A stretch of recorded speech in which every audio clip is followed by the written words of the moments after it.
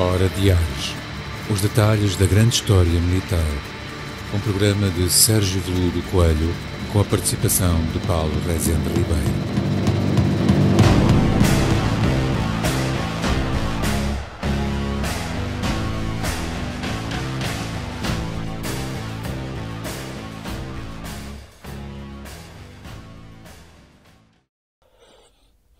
Ora viva, Sérgio. Olá, Paulo. Tudo bem? Cá vamos. Nós prometemos aos nossos ouvintes um programa sobre comboios blindados. E vamos cumprir. Vamos Aliás, cumprir. já tínhamos falado de ferrovia. Sim. Aliás, estamos a iniciar uma nova série que irá ter um nome muito sugestivo, mas não dizemos aqui, as pessoas que leiam o título quando for para o ar. As batalhas seguir-se-ão dentro de semanas, porque a questão tecnológica está-nos a fascinar. Exatamente. A tecnologia está-nos a fascinar, não está? Sim. Começamos com uma ideia Para a guerra da suportar, Crimeia para suportar e, ao fim e ao cabo, vamos em frente com a questão tecnológica. Exatamente. As batalhas podem esperar um bocadinho. Aliás, estamos a aproximar do Natal e, em vez de invocarmos batalhas, invocamos coisas que podem oferecer às pessoas em modelo, em kit para montar, etc. Exatamente. É sempre uma boa prenda de Natal. Oferecer um modelo de um comboio. Ou um modelo de um obus, uma coisa qualquer. Exatamente. Agora não dá. Não é politicamente correto. Não se pode dar armas no Natal? Ou... Nem armas e nem ter nomes de animais. Ok. Mas então o Paulo ia-nos falar agora da evolução da ferrovia para os comboios Comboios blindados. blindados, Isso é uma grande exatamente. história. Eu hoje vou deixá-lo falar. Deve deixar falar, mas... Vou. Mais ou menos. Vamos ver. Não há problema. Portanto, Então conte-me coisas.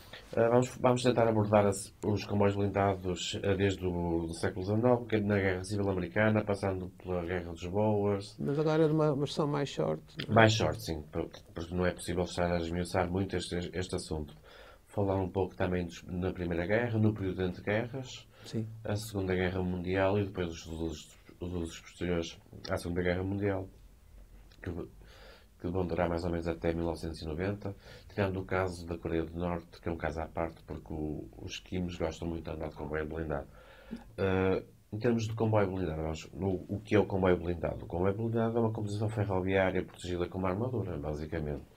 Portanto, inicialmente incluíam vagões ferroviários, armados com artilharia e metralhadoras. Isto é um comboio blindado. É um comboio protegido, armado com peças. Claro. Peças de artilharia e metralhadoras. Em relação ao primeiro uso de comboio blindado em contexto de guerra, temos a Guerra Civil Americana. Sim. Portanto, o comboio blindado que fez maior sucesso nessa guerra era uma composição construída para defender Filadélfia, Wilmington e Baltimore Railroad. A Baltimore Railroad. Railroad, exatamente. Isso era no Maryland. Em Maryland, exatamente. A ferrovia. O que é que aconteceu? Os confederados perceberam o uso da ferrovia dos unionistas e decidiram começar a destruir as ferrovias da União. E a União decide fazer um comboio resistente, robusto, para aguentar esses ataques que eram feitos. Outra coisa que os confederados começaram a utilizar, que é bastante interessante, para tentar fazer com que os unionistas não utilizassem a ferrovia, usavam os snipers. Portanto, já o sniping apontado para as linhas para evitar que... É verdade. Os Berdan Sharpshooters. que utilizassem a ferrovia. Portanto, a locomotiva foi construída na Baldwin Locomotive Works. Portanto, foi uma alteração do vagão de bagagem normal no final de abril de 1861. A ferrovia tinha sido atacada pelas forças do Sul com o objetivo de impedir o transporte de tropas, de mantimentos, portanto, aquilo que nós já Cortar falámos as vias de abastecimento. Exatamente, já tínhamos falado no Claro. outro programa da ferrovia. Portanto, e também tinha os snipers para desencorajar as tropas ferroviárias de corrigirem as linhas. Portanto, isso começa a causar alguma pressão por parte dos confederados nos unionistas, e eles decidem criar um comboio blindado com obus com uma peça de 24 libras, colocado na última carruagem. Portanto, tem a locomotiva, na última carruagem tinha o obus, o obus, sim. E nas laterais tinham pranchas de carvalho com 6,4 cm para proteger, cobertas com madeira, com 1,3 cm. E nas extremidades do comboio tinha um painel de 61 cm que podia ser levantado para disparar e depois descia para proteger as tropas. Era operada por seis homens que carregavam o obus e disparava grape shot e canister shot. Isto aqui. O grape shot e o canister shot, Não sei se o Sérgio tem alguma coisa a acrescentar. para uma peça desse calibre. Sérgio, O grape shot é mesmo uma carga com várias munições, com várias, neste caso, devia ser esferas, ao longo de um eixo de madeira. Portanto, aquilo era para espalhar, assim, tipo, como se fosse zagalote de caçadeira. E o canister ainda... O grape shot normalmente eram esferas de um calibre razoável, que depois se conformava ao calibre total da alma da peça. O canister era pior, é uma lata carregadinha, mas carregadinha com esferas de mosquete. Portanto, imagino que é uma peça dessas a abrir fogo contra uma concentração de tropas que estivesse, por exemplo, emboscada. Eu estou a perceber a intenção deles. Porque uma boa parte dessas linhas, e na zona que estamos a falar no Maryland, por aí, são zonas altamente, densamente florestadas, e a linha passa pelo meio da zona florestada. Ou seja, isso era mesmo para limpar terreno à frente. E há uma coisa curiosa aí, mas eu prometo que deixo falar. Sim. A descrição que me está a dar da blindagem que é posta nessa composição ferroviária é quase a mesma coisa que uma composição de um navio. Sim, nós chegamos a falar Blindagem de madeira. Exatamente. Eu presumo para a frente, eu estou quase a adivinhar que vai haver sempre uma ligação inicial da Marinha à questão ferroviária. Sim. Depois desliga. Numa primeira fase, sim, são eles responsáveis. Portanto, esse comboio ainda tinha 50 portas. E essas 50 portas serviam essencialmente para a saída de fuzileiros. Portanto, foi eficaz numa primeira fase, mas verificou-se que era vulnerável em fases posteriores da guerra.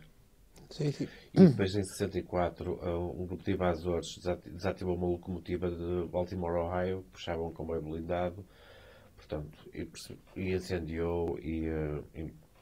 Foi assim o comboio blindado que se destaca na Guerra Civil Americana por causa É uma primeira tentativa. Sim, uma primeira tentativa. Está revestido, portanto, é um comboio que está blindado e tem a tal peça atrás, na última carruagem, tem a placa que levanta, Tal qual como um navio. dispara, Tal qual fecha, como um navio. protege as pessoas que estão a operar a arma. Portanto, foi uma primeira tentativa.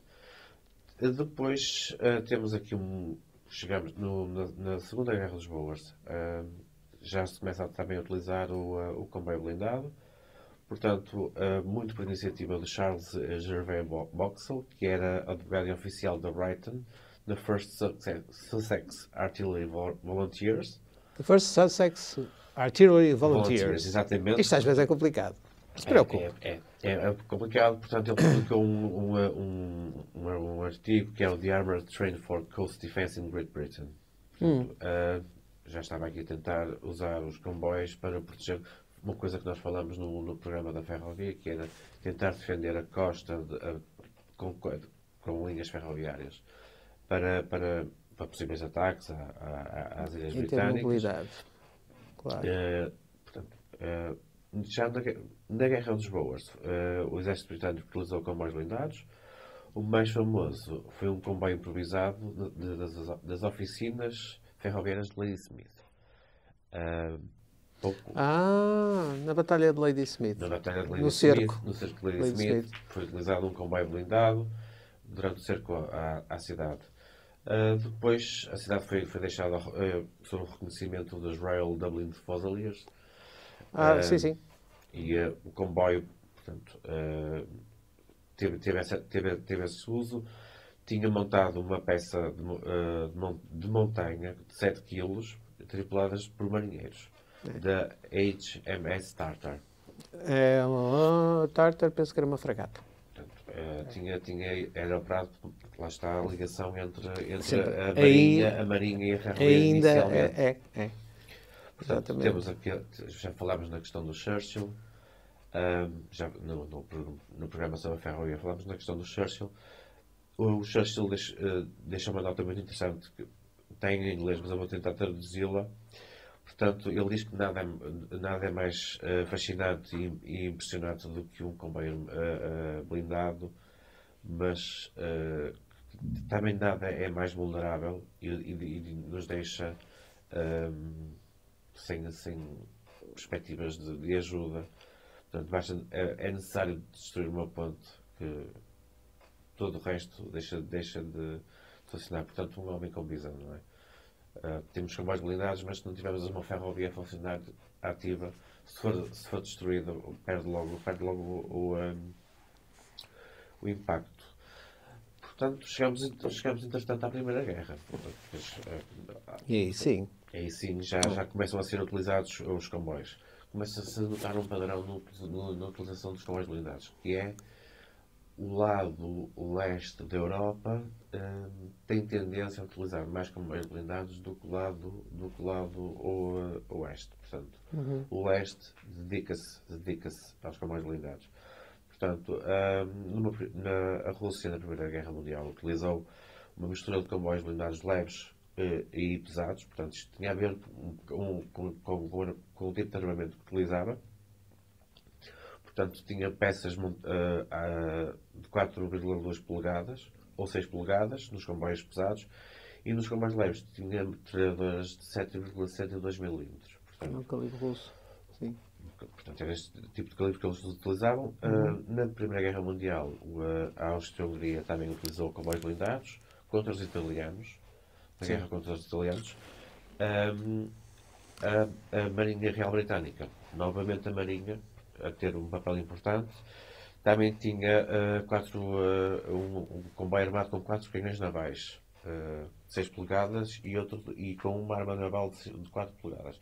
Portanto, isto começou fontes anglo-saxónicas. As fontes anglo-saxónicas referem sempre às polegadas, nunca sim, não se refere ao nosso sistema de centímetros e milímetros, mas normalmente 4, 6 polegadas são peças pesadas, entre os 150 para cima, 150 milímetros ou 15 centímetros para cima. Agora, há aí uma coisa bastante interessante, se me permite, que é a questão da engenharia ferroviária, porque ter peças desse calibre montadas sobre uma estrutura que corre sobre um carril metálico, os sistemas de absorção do recuo têm que ser muito bem estudados, porque uma peça dessas a fazer fogo, se for fora do alinhamento, obviamente para fazer fogo para a frente ou para trás, no alinhamento da via é pouco provável que se descarrile. Portanto, aqui os sistemas de absorção do recuo têm que ser muito cuidados, porque se a peça for fazer fogo transverso, a boca de fogo, quer dizer, se for uma 6 polegadas a fazer fogo, pode atirar a composição para fora das linhas. Tem que ser nas extremidades. Isto, o comboio blindado que está a referir, é bom que se perceba que não é um improviso. São trabalhos já que requerem estudo. Sim. Trabalho de engenharia mecânica e dentro das áreas correlativas para se ter uma arma realmente efetiva. E aqui estamos a falar de blindagem, possivelmente blindagem metálica. Portanto, sim, neste caso já é blindagem, já começa a surgir a blindagem metálica. Sim.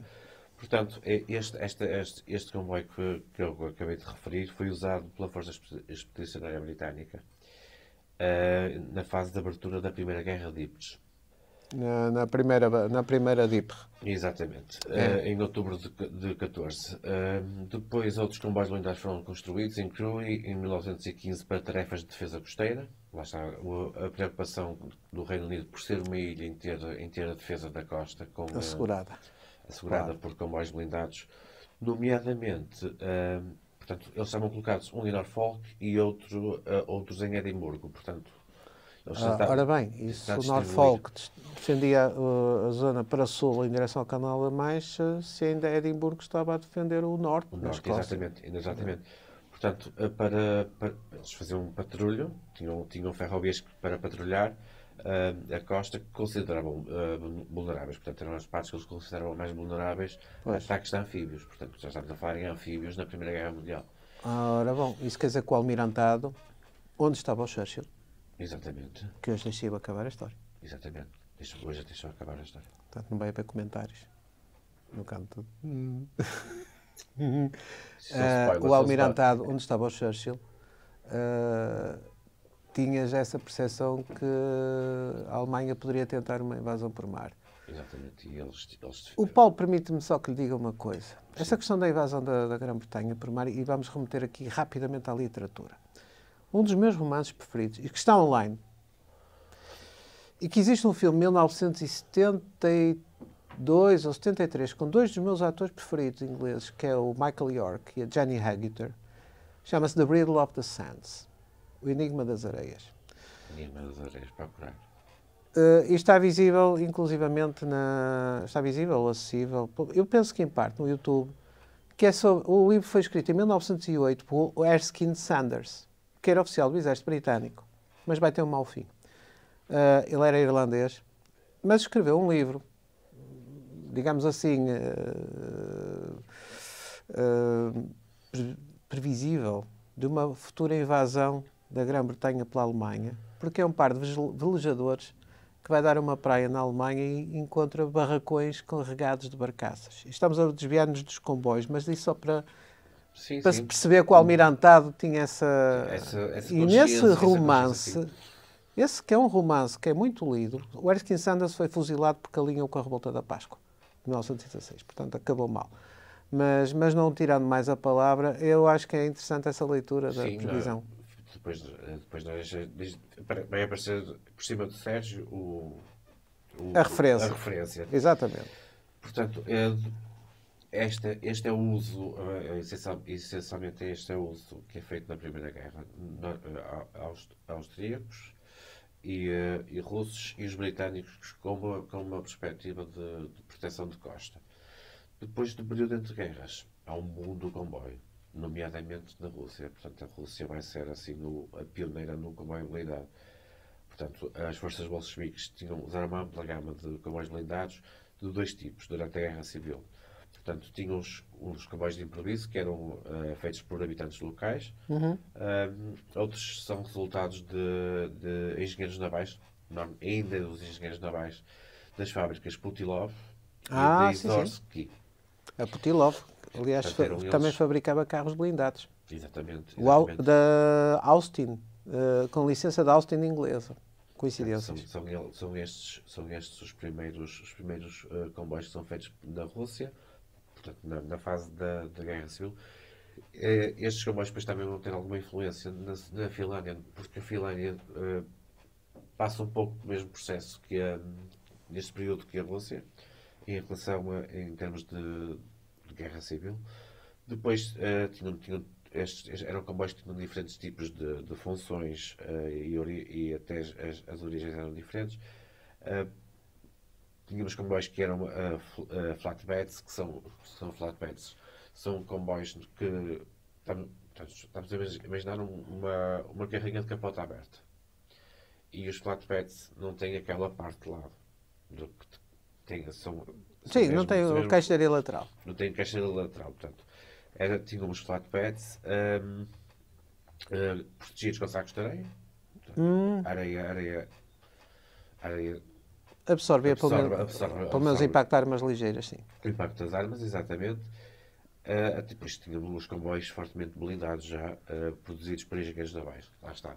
Sempre a associação entre marinha e comboios neste momento. Portanto, há sempre esta ligação entre as duas. Depois há uma tentativa de padronizar a construção de blindados. Uns eram feitos à pressa e de improviso. Por locais, e os outros eram feitos por fábricas. Portanto, havia ali uma necessidade de tentar definir um tipo de comboio e não andar com comboios que não eram suficientemente eficientes para aquilo que eles pretendiam que eram feitos. Portanto, em 1918, em outubro de 1918, até o final da guerra civil russa, as forças bolcheviques tinham aproximadamente 103 comboios blindados de todos os tipos. Portanto, estamos a contar com os de improviso e com os de fábrica. Muita 103 já é muita coisa. Mesmo muita coisa. Curiosamente, os comboios blindados ainda neste período entre guerras são utilizados pela Legião Checoslovaca. Sim. Também usam comboios fortemente blindados para controlar a zona da linha transsiberiana e a própria Rússia durante a Guerra Civil e no final da Primeira Guerra. Sim, aquele período entre o Tratado de Brest-Litovsk, a Guerra Civil Russa, a Guerra Civil Finlandesa. Exatamente. Porque, ao fim e ao cabo, é curioso que eu fazia há uma semana uma conferência sobre o armistício, porque a 11 de novembro acabou uma frente, mas continuaram 40 e tal guerras a decorrer no mundo. Exatamente. 20 e poucas, passo a expressão, a decorrer na Europa. Não é? A decorrer na Europa. E todas elas, mais ou menos, guerras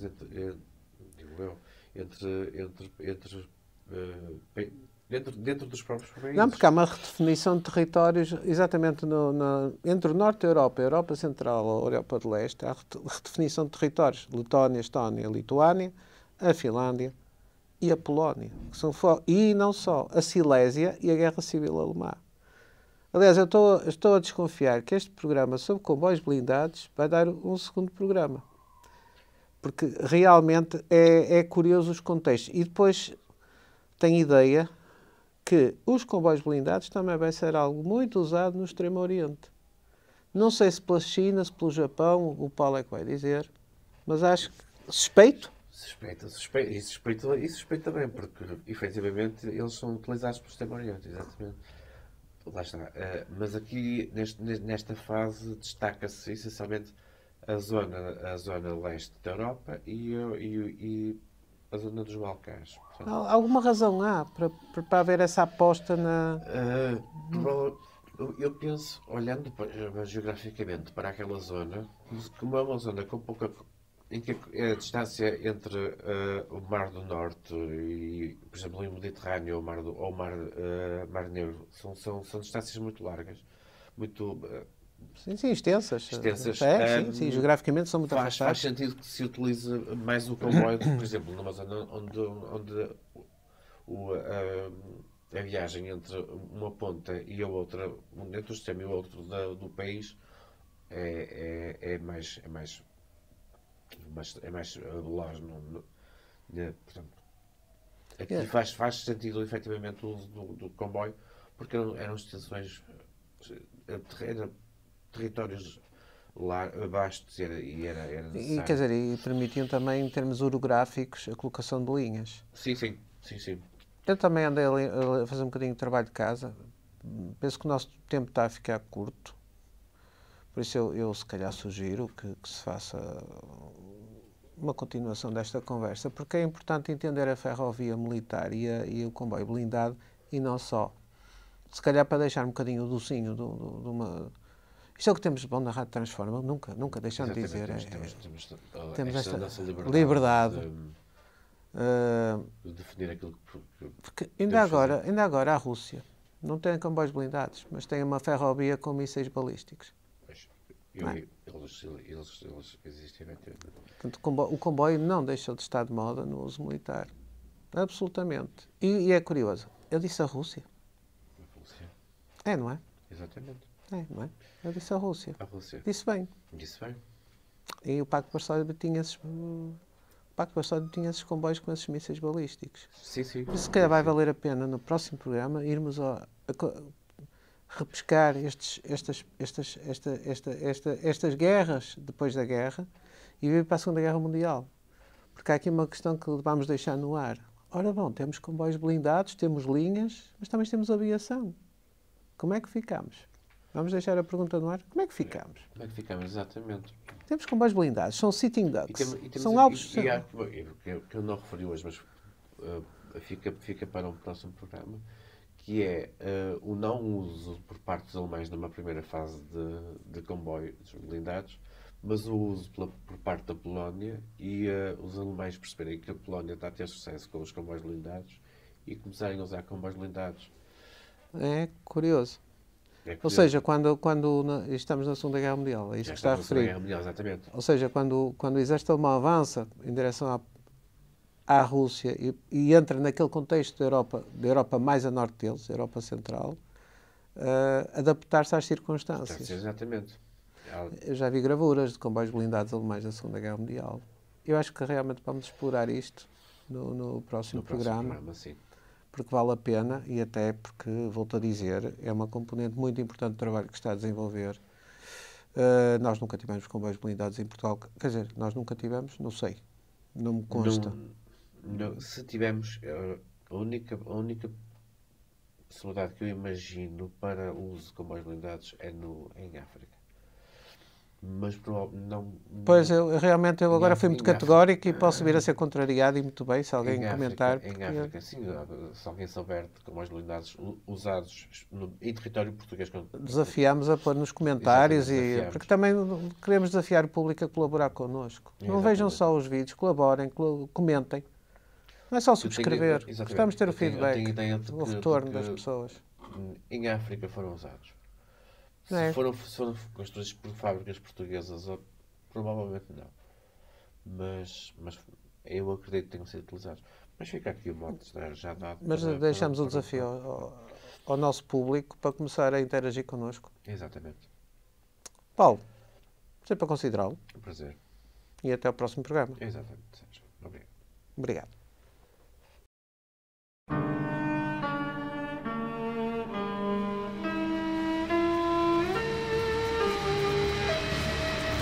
Hora Diários.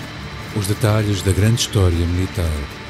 Um programa de Sérgio Veludo Coelho com a participação de Paulo Rezende Ribeiro.